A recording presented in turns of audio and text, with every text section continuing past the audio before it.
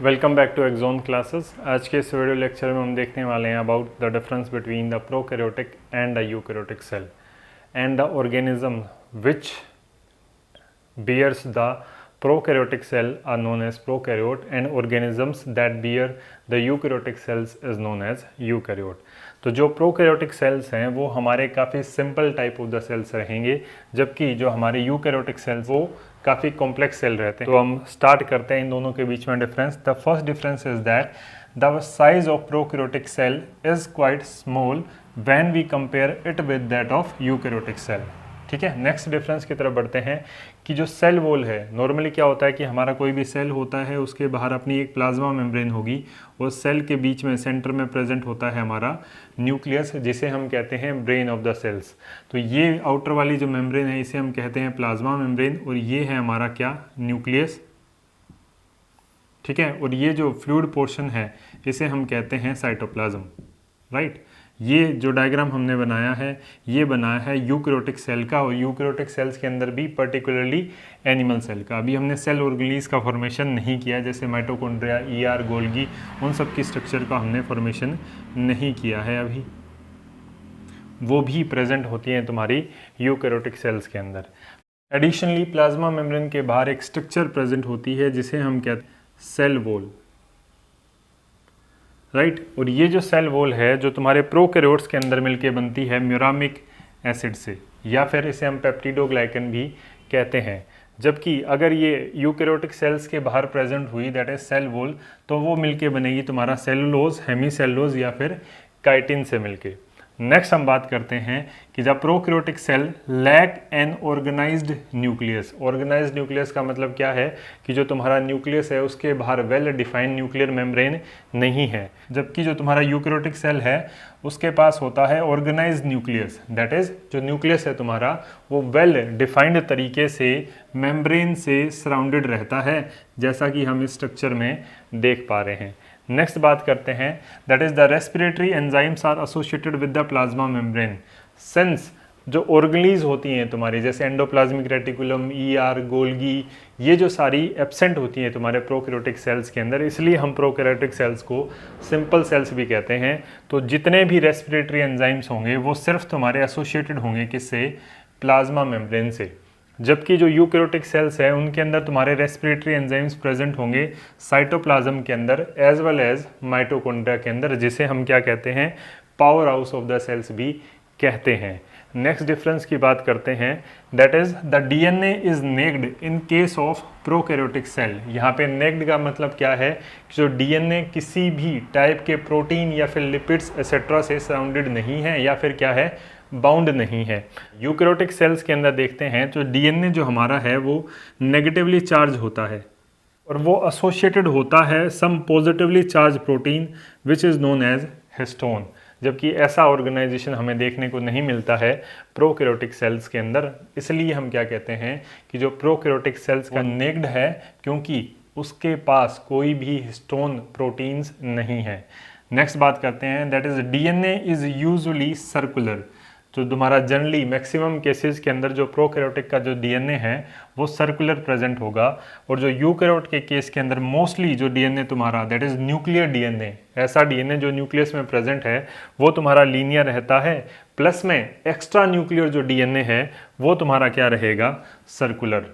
Next बात करते हैं, that is prokaryote do not show haploid और डिप्लॉइड स्टेजेस। और नॉर्मली जो डिवाइड करते हैं ये वो एसेक्सुअल मोड ऑफ रिप्रोडक्शन से डिवीजन शो करते हैं, such as binary fission.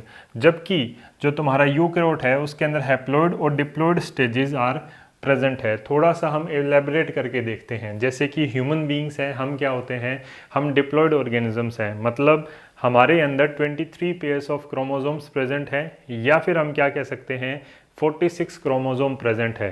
46 chromosome, या फिर हम क्या कह सकते हैं 46 को 23 पेयर्स कह सकते हैं। लेकिन जब गैमीट का फॉर्मेशन होता है तो उस केस में क्या तुम्हारा मियोसिस होता है और हैप्लॉइड गैमीट बनते हैं। ठीक है, ओवरऑल समझने की कोशिश करें कि जो ओवरऑल जो तुम्हारा ऑर्गेनिज्म जैसे ह्यूमन है वो डिप्लॉयड है, लेकिन जब वो गैमीट का फॉर्मेशन करता है तो वो मियोसिस से हैप्लॉयड गैमीट का फॉर्मेशन करता है।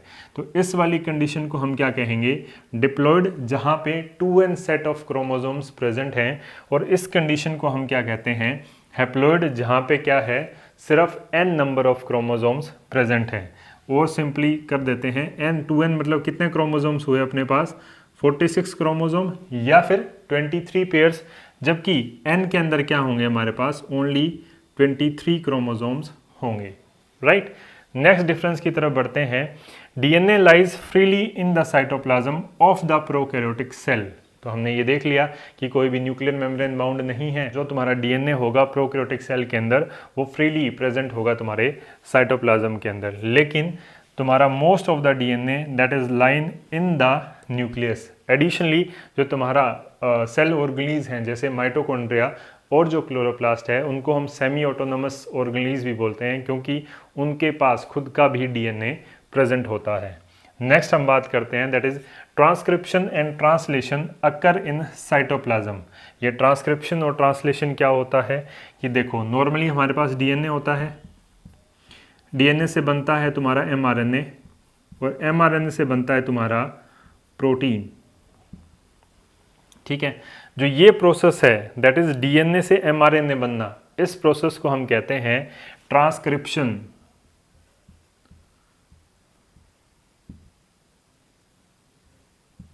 ट्रांसक्रिप्शन, और ये जो तुम्हारा एमआरएनए से जो प्रोटीन बनता है, इस प्रोसेस को हम कहते हैं ट्रांसलेशन।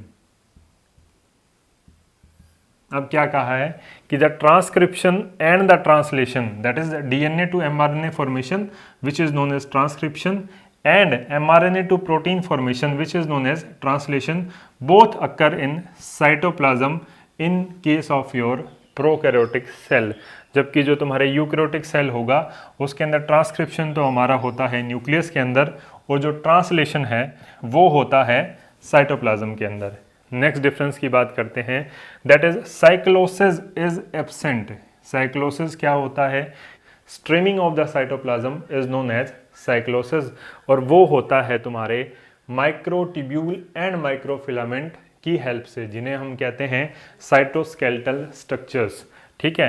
तो इससे लिख देते हैं, तुम्हारा एब्सेंट होता है प्रोकैरियोटिक के केस में, जबकि जो तुम्हारा साइक्लोसिस है या फिर स्ट्रीमिंग जो मूवमेंट है तुम्हारा साइटोप्लाज्म का, वो प्रेजेंट होगा यूकैरियोटिक सेल्स के अंदर, बिकॉज वहाँ पे साइटोस्केलेटल प्रेजेंट है, और साइटोस्केलेटन के अंदर क्या जाते हैं, तुम्हारे माइक्रोट्यूब्यूल्स एंड माइक्रोफिलामेंट्स आ जाते हैं। ओवरऑल ये साइक्लोसिस का ये एडवांटेज है कि जो साइक्लोसिस तुम्हें ये एनश्योर करता है कि यूनिफॉर्म डिस्ट्रीब्यूशन हो सके साइटोप्लाज्म के अंदर ऑक्सीजन का, न्यूट्रिशन का, और जितने भी कंपोनेंट जो भी रिक्वायर्ड प्रोसेसेस हैं उनका। नेक्स्ट बात करते हैं कि जो प्रोकैरियोट्स होते हैं उनके अंदर तुम्हारे राइबोसोम वो होते हैं 70s राइबोसोम्स प्रेजेंट होते हैं प्रोकैरियोटिक सेल्स के केस में, जबकि 80s होते हैं तुम्हारे यूकैरियोटिक सेल्स के केस में। लेकिन जो ऑर्गेनीज हैं जैसे कि तुम्हारा माइटोकॉन्ड्रिया एंड प्लास्टिड, जिसके अंदर क्लोरोप्लास्ट भी आ जाता है, उनके अंदर तुम्हारा 70s राइबोसोम्स प्रेजेंट होता है। बाकी रेस्ट ऑफ द होल जितना भी यूकैरियोटिक सेल्स हैं उन सब के अंदर 80s राइबोसोम्स प्रेजेंट होंगे। नेक्स्ट बात करते हैं membrane bound organelles are absent in prokaryotic cells. जैसे जितने भी मेम्ब्रेन बाउंड ऑर्गेनीज हैं जैसे ईआर, गोल्गी, माइटोकॉन्ड्रिया एसेट्रा, ये सारी एब्सेंट होती हैं तुम्हारी प्रोकैरियोटिक सेल्स के अंदर, जबकि जितनी भी मेम्ब्रेन बाउंड ऑर्गेनीज हैं वो प्रेजेंट हैं तुम्हारे यूकैरियोटिक सेल्स के अंदर। नेक्स्ट बात करते हैं कि reproduction is by asexual mode, जो कि कॉमनली हमने थोड़ी देर पहले भी डिस्कस किया था, दैट इज बाइनरी फिशन। और जबकि जो तुम्हारे अंदर क्या है यूकैरियोट्स के अंदर sexual as well as asexual mode of reproduction दोनों ही अवेलेबल होते हैं, लेकिन मेजॉरिटी ऑफ द यूकैरियोट्स के अंदर सेक्सुअल मोड ऑफ रिप्रोडक्शन होगा। अब सेक्सुअल मोड ऑफ रिप्रोडक्शन में हम देखते हैं कि गैमीट का फॉर्मेशन होता है, फिर गैमीट का फ्यूज़न होता है, फिर जाके डेवलपमेंट होता है। तो मतलब क्या कि सर जो प्रोकैरियोटिक सेल्स होंगे उसके अंदर ना ही तो गैमीट का फॉर्मेशन होगा और ना ही गैमीट का फ्यूज़न होगा, जबकि तुम्हारा क्या होगा, गैमीट का फॉर्मेशन, फ्यूज़न सब कुछ होगा अगर तुम्हारा eukaryotic cell sexual mode of reproduction से रिप्रोड्यूस कर रहा है। तो अब कुछ एग्जांपल्स की बात कर लेते हैं। दैट इज़ तुम्हारा bacteria, mycoplasma, blue green algae are the examples of prokaryotic cells, and your plant cell, animal cell, fungi cell etc. are the example of eukaryotic cells. If you like the video, then please do hit the like button and subscribe to our channel for more updates. Thank you so much.